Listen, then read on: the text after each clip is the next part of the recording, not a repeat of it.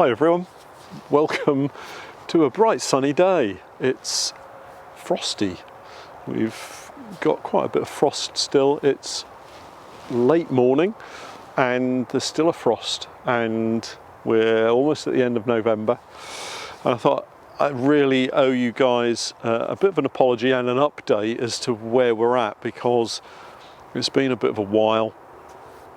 And we're here at one of the apiary sites to just show you some bits and pieces that we've been sent from the lovely people at thornbeehives.co.uk.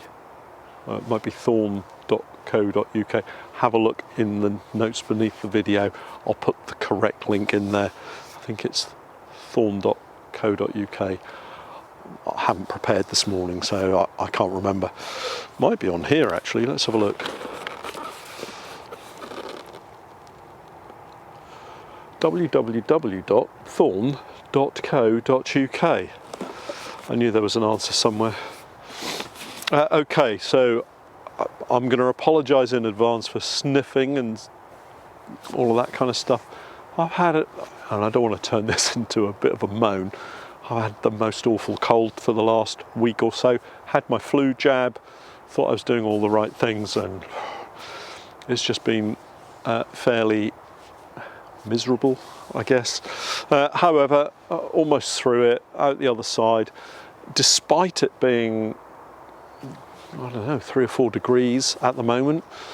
The sun's got a little bit of warmth in it. We've moved into one of the shady parts of this little apiary, which actually is called the paddock and was the apiary site for the Norwich and District Beekeepers Association, but they wanted to move elsewhere. I think it was something not quite right about the site for them.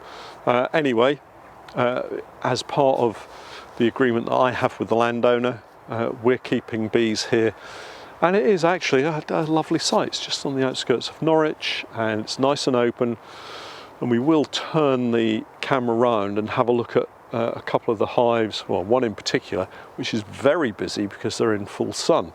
And so I guess the point about that is that if you pick the right spot in your garden for your bees, it's a little bit sheltered and you get that kind of late morning winter sun, it gives the bees an opportunity to warm up and get out and maybe go on toilet flights, so cleansing flights, and maybe gather up a little bit of water and just generally move around. We're here, we've got bees that are all on technoset hives, so they're a poly insulation hive, and I think that really helps at this time of the year. Having that little bit of insulation keeps the cluster active.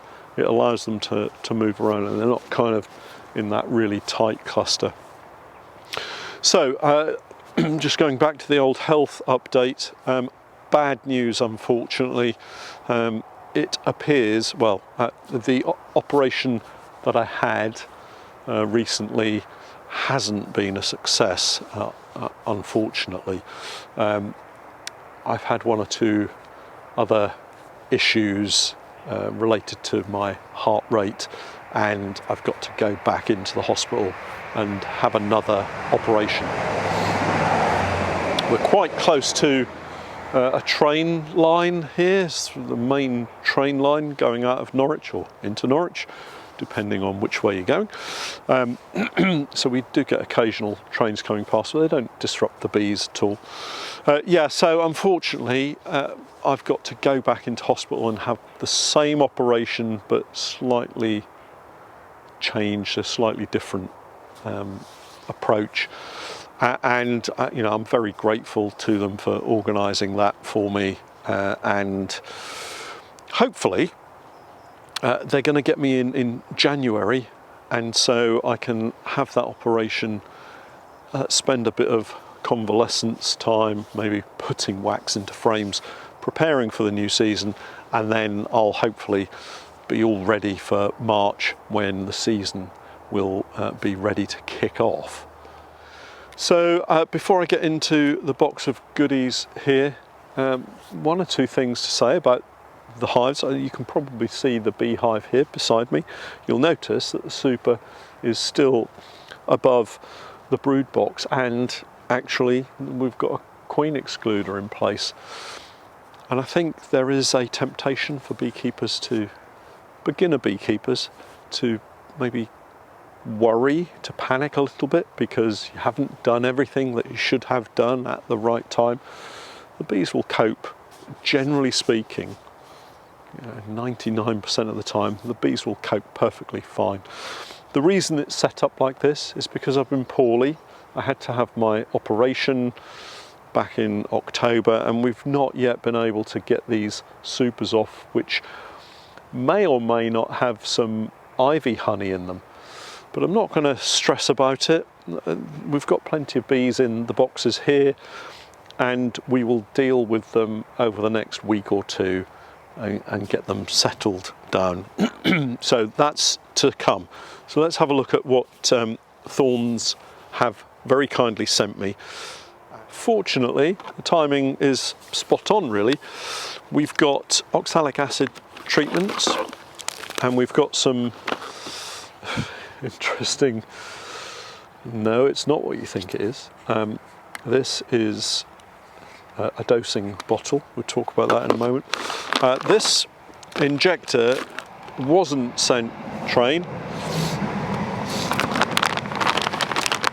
This injector syringe wasn't sent by Thorn Beehives. They don't sell this product, but I wanted to show you this.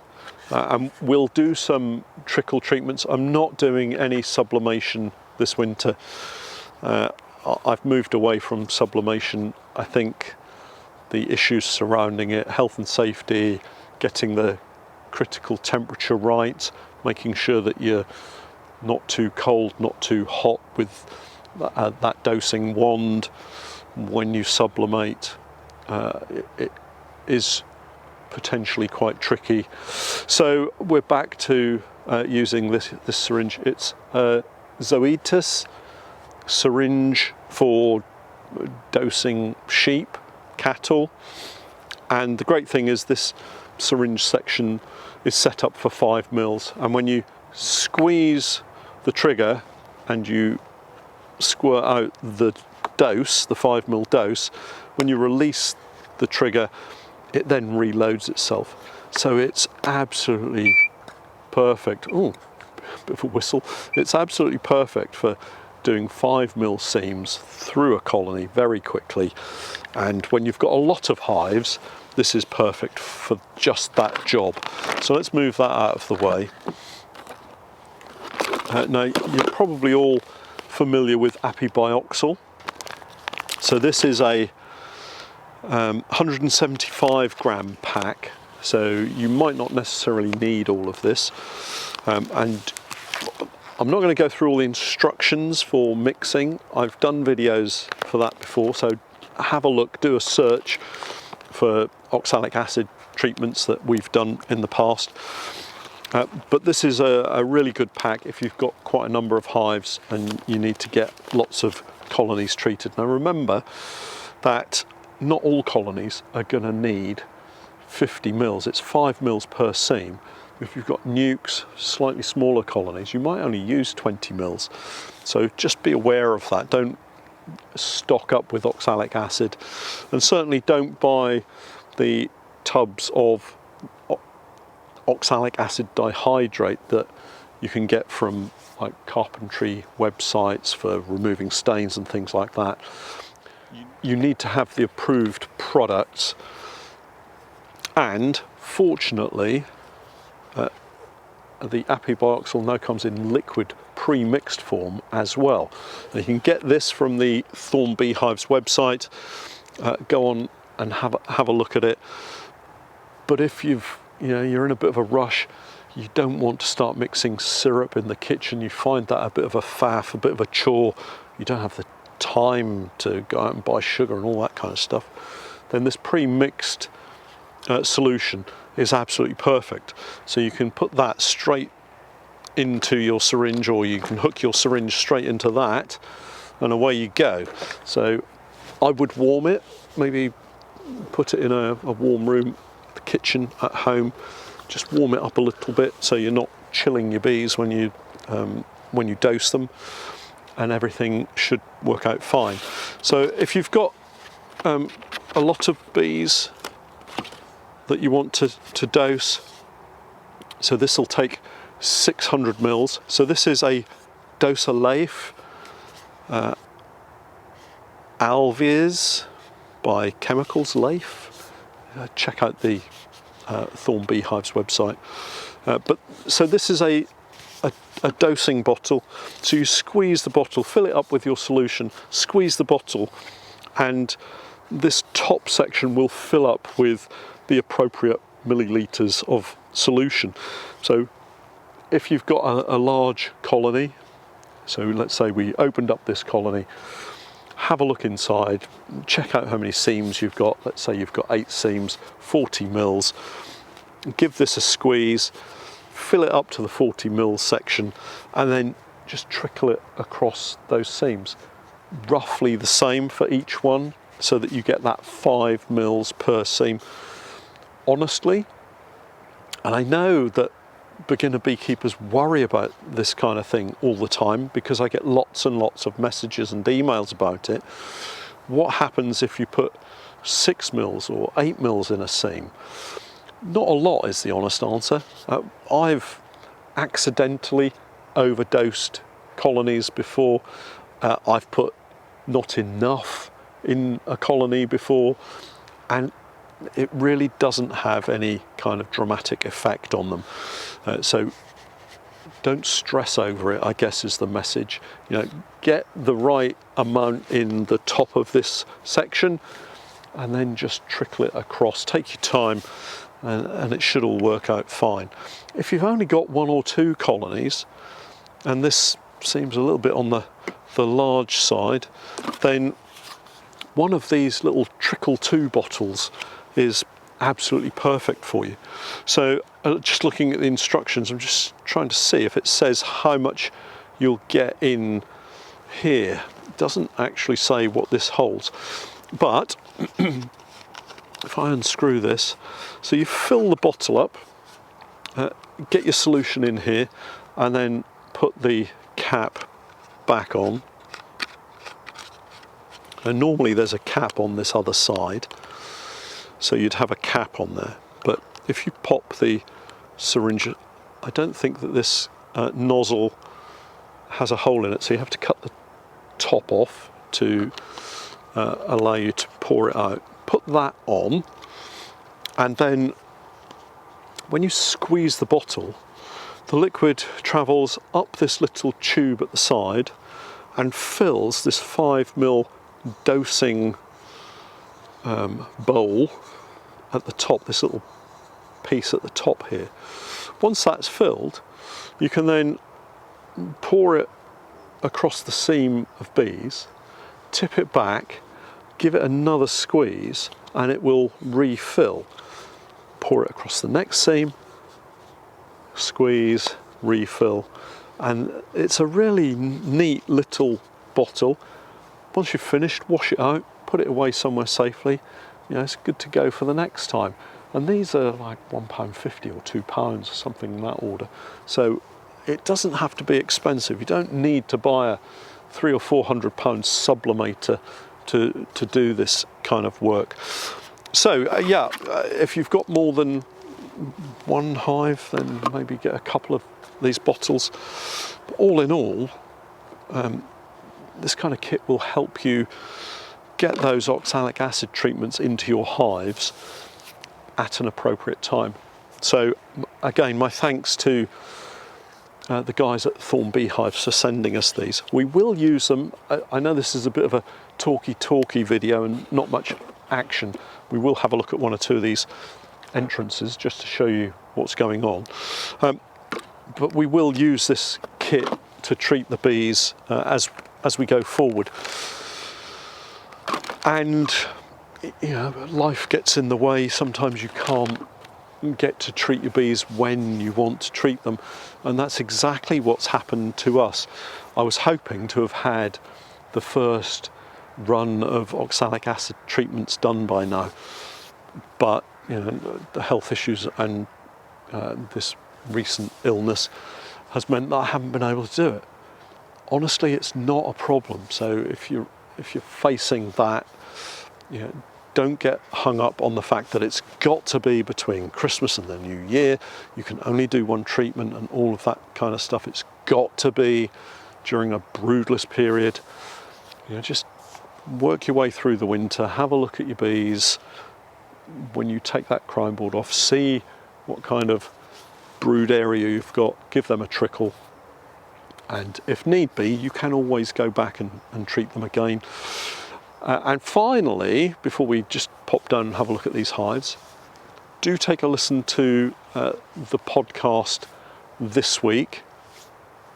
I think it's episode 328, but it's a really fantastic chat with a fellow bee farmer and good friend of mine called Paul Horton from Apidea Honey. And we talk about his season from this year, 2024, and it's a really interesting conversation.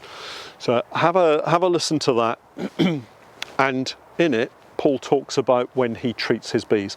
So it'll give you an idea of how a commercial bee farmer treats his bees in order to make sure that he's got healthy bees ready for the new season. And for a bee farmer, healthy bees are vital. If you haven't got healthy bees, then you're not really going to get a decent honey crop. So, as Paul says, in the title of the book that he and Steve Donahoe wrote, healthy bees, heavy hives. So it's important that you try and keep on top of the health issues. But do listen to the podcast, it's really interesting. Right, let's get the camera just flipped round. I'm going to walk down to a couple of the colonies that we've got here that are in the sunshine.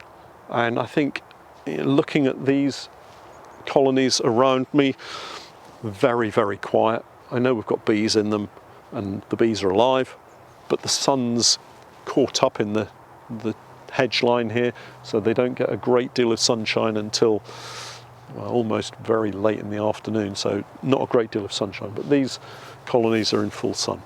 So let's go and have a look. So this colony's actually not been in a great deal of sunshine. Hello, Marley. We've got an entrance here that I've just had a quick look at, just to make sure that the entrance is open and accessible, and it is. We're not going to mess about with them, but it is very cold if you're just sat out of the sunshine, and so we wouldn't expect a great deal of activity. But let's go to the other end of the apiary and see just how busy a colony can get when they get a little bit of warm winter sunshine.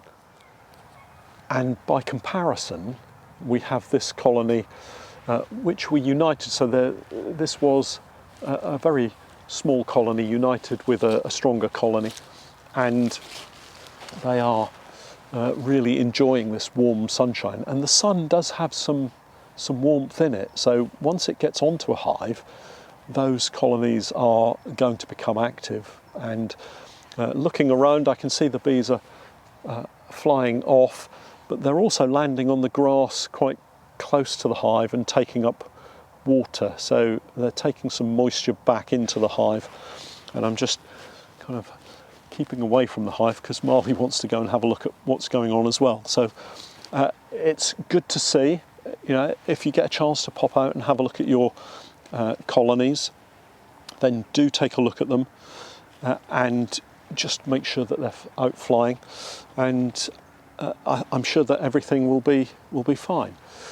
So I'm sorry it's a bit of a talky video today, not much action. I'm hoping that this bright sunshine will give me a vitamin D boost, and hopefully I can shake this cold off fairly quickly. We're going to come back to this apiary particularly to have a look at those colonies with supers on. We need to get those supers off and just get the bees bedded down for the winter. And we'll use the treatments, the oxalic treatments here. And so we'll record that for you. For those of you watching on YouTube, thanks for popping in to say hello. Do hit the subscribe button, and if you fancy, give us a like, but pop over and take a look at our Patreon page, where we've got so much more content that we're putting out for our subscribers. Don't forget to pop over to the Thorn Beehive's website for all of your winter treatments, the oxalic acid powder or ready mixed syrup, and join me again as we treat these colonies, get rid of those supers, find out what's going on in some of these boxes as we progress through the winter. And hopefully spring will be with us before you know it, and then we'll be into a whole new season. Anyway, if you have any questions, pop them beneath the video.